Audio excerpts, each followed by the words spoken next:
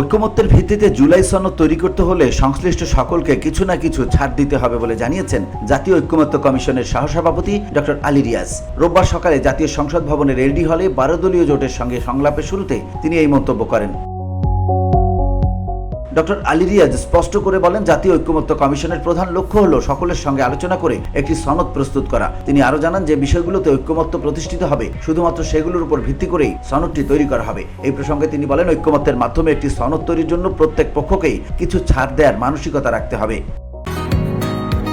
বসুন্ধরা, উত্তরা, বনশ্রী, কুড়িল ও বাড্ডা সহ রাজধানীর বিভিন্ন স্থানে অভিজাত ও অত্যাধুনিক মানের ফ্ল্যাট কেনার এক নির্ভরযোগ্য প্রতিষ্ঠান প্লেজেন্ট প্রপার্টিজ লিমিটেড। তাই আপনার স্বপ্নের আবাসনের জন্য আজই যোগাযোগ করুন। Pleasant properties limited, where destiny matches eventually.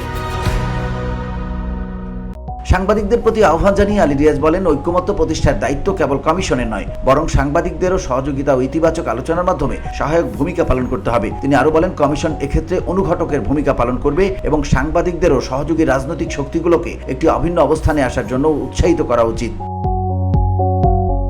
VOD Bangla news desk.